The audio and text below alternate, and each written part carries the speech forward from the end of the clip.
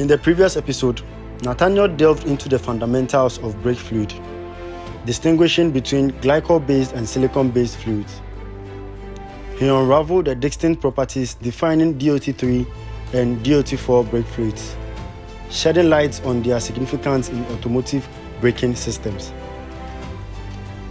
In this installment, Nathaniel ventures deeper, aiming to decode the essence behind the DOT classifications.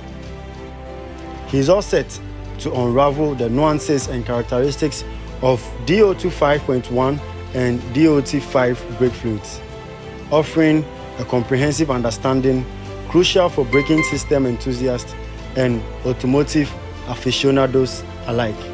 Okay, so let's move on to the DOT 5.1. With the DOT 5.1, it has a higher boiling point than DOT 4. So one common thing about these brake fluids that is under the glycol-based brake fluids are that DOT 3, DOT 4, DOT 5.1, they all have higher boiling points, but some supersedes the other or others. Okay, so the DOT 4 supersedes the DOT 3, the DOT 5.1 supersedes the DOT 4 and 3. Okay, so the DOT 5.1 has a higher boiling point than the DOT 4, which is also suitable for higher performance and heavy duty applications. So that is the characteristics of the DOT 5.1. And with the DOT 5.1, one good thing about it is that you can mix it with the DOT 3 and the DOT 4.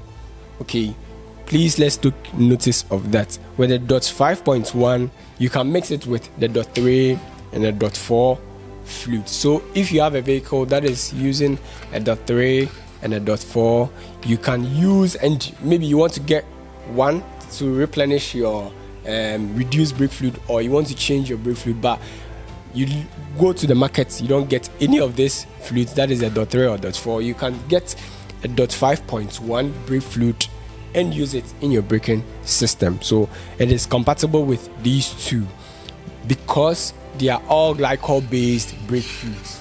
Okay, that is what we have for you on the DOT 5.1.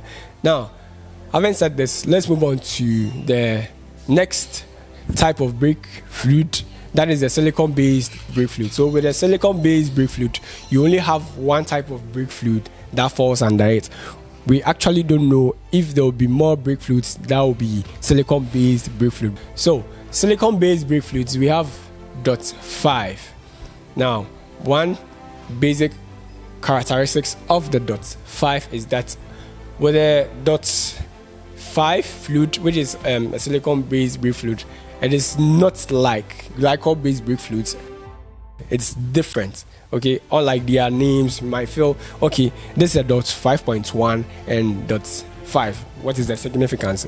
The significance here is that it is a silicon-based brake fluid, so you can't mix it with any of these glycol-based brake fluid. That is DOT 3, 4, and 5.1. Another characteristics of the DOT 5 is that it does not absorb water or moisture easily, but it has a higher compressibility, which can affect pedal feel. Basically, most of these brake fluids, most of these vehicles that use DOT 5 brake fluids, one of their characteristics that they should expect as a vehicle user or a driver is that your pedal feels soft. You might feel you have a problem with your brake fluid, but no, it is not that. But the properties of your brake fluids or the characteristics of your brake fluids make the pedal feel soft. Okay, now the other characteristics is that this DOT 5 is mostly used on classic cars and motorcycles. So most of the motorcycles in town use a DOT 5 based brake fluid.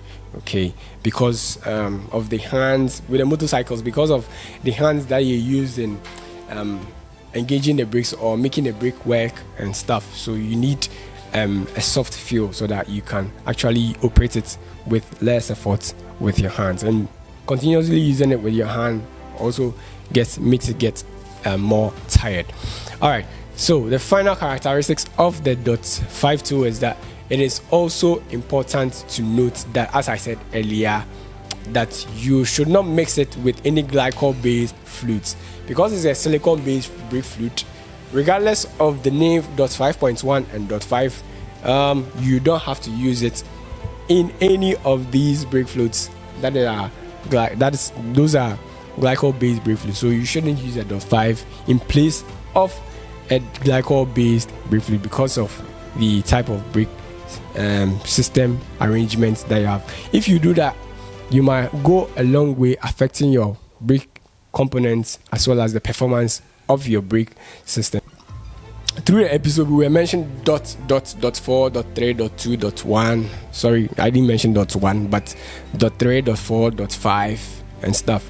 So what is the dots for? Okay, so the dots, these are regulating bodies that make sure that you are using, or these brake fluids match up with what the manufacturer wants it to be or wants it to do. So it is the US Department of Transport. So the D stands for department, the O stands for off, then the T stands for transport. So that is the keyword in our episode that we were talking about. So dot means Department of Transport. So Department of Transport 3, Department of Transport 4, Department of Transport 5.1, Department of Transport 5.